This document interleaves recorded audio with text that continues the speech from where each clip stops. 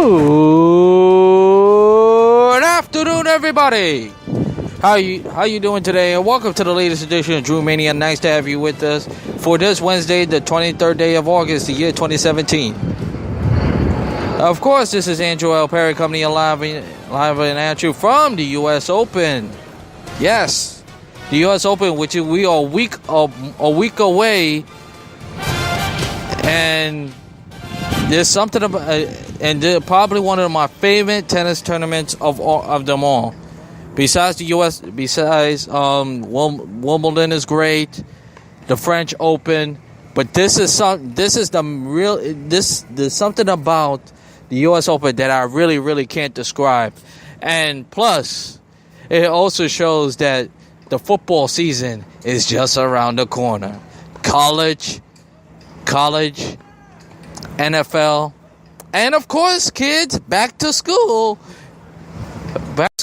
So summer is soon coming to an end, and and I haven't hit the beach yet. But enough about me. This is your one-way sports talk, of course. And once again, thanks for tuning in, you guys. You guys are amazing. I love each and every one of you for tuning in. We're gonna spend a little time talking about the Yankees a little bit.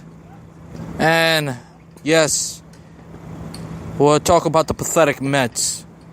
And I mean this in all sincerity, and I don't mean no insults personal, but we have to call it for what it is. But we begin talking about an NBA blockbuster trade. If you think the Chris Paul's trade was a blockbuster, for those of you who haven't heard this news, I got something to tell you. The Cleveland Cavaliers have required Isaiah Thomas. No, not the bad boy Detroit, not the Detroit Piston Isaiah Thomas. Yes, former Boston Celtic Isaiah Thomas. The Cleveland Cavaliers have traded Kyrie Irving for Isaiah Thomas. And by the way, Kyrie Irving is headed to the Boston Celtics. For Isaiah Thomas, as I mentioned, Jane Crowder, and much more players. When I heard this trade, I have to admit, it took me by surprise. It really did. I wasn't expecting the Cleveland Cavaliers. I was expecting the Cleveland Cavaliers to trade. But I never expect that the Boston Celtics to trade Isaiah Thomas for Kyrie Irving.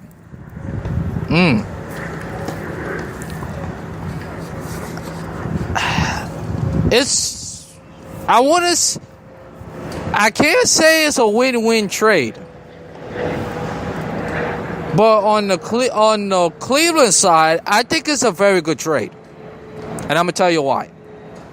You have a player as Isaiah Thomas who is a big threat.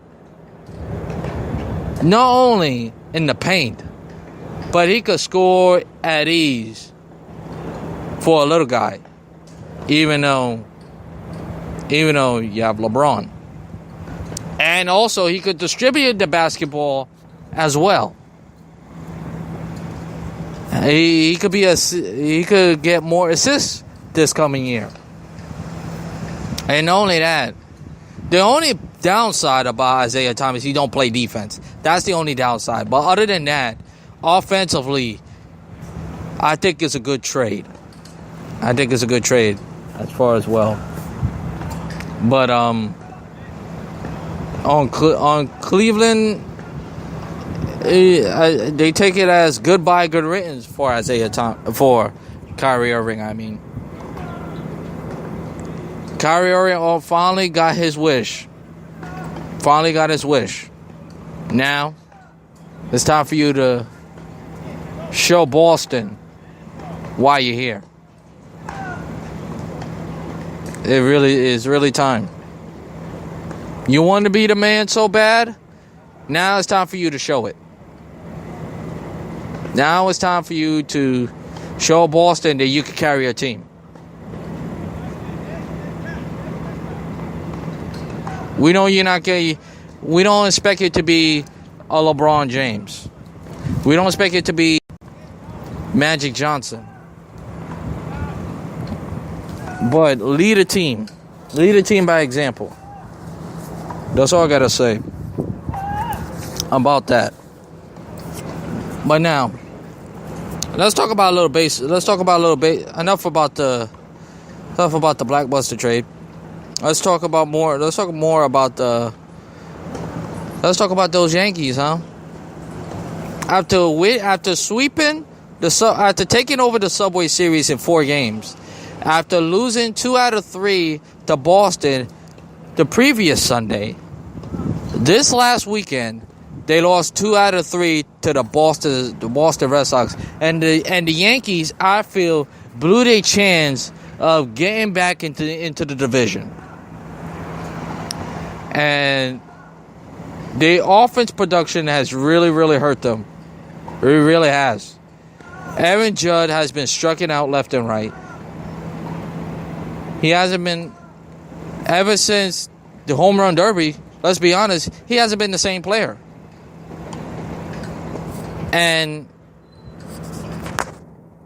his timing is really, really shaky. I'm not going to say all, but it's really, really shaky. And he has to find a way to get out of that. He's going to find a way to get out of this slump. If he could come out with a bang in the first half of the MLB season, he could bounce back and come. We're not gonna expect him to have the same type of impact he had in the second half. But when the second half starts, is really different baseball. And he gotta bounce back into it as well. And so is Gary Sanchez. Offensively, I know he's very productive, but his defensive efficiency as far as a catcher has to get better. He has to be more command behind the plate. And he's been rusty in the plate. Offensively, he's very productive. He hits a lot of home runs, very RBI guy, but he also has to pick it up. He always has to pick it up as well. But not only in the batting, the pitching has to step up. I'm talking about, you guessed it, Aroldis Chapman. Chapman has to be a force to be reckoned with. Don't bring that fire, bring that big bad 100-mile-an-hour fastball consistently back. I would like to see him pitch inside more. Fear hitters, scare them. Make those hitters feel unease. Make them feel uncomfortable. That's why the Yankees got you here. Ever since the World Series of 2015, he hasn't been the same pitcher. He's not Mariano Rivera, but the bottom line is this. When the postseason comes, and it's coming pretty soon, you have to be very, very, very defiant in the postseason. Because we all know that the postseason is to remember. It's time to remember. We do know that. And finally, we saved the Mets for last. And that's what they are. Last. Listen, it's no secret. We all know that this season is long over. It's been over since the Dodgers on 2 occasions. Early in the first half of the season, and when the Dodgers came to Citi Field and just smack them around like it was nothing. This team has been awful. And they traded Granderson, Rivera, Bruce, and Addison Reed.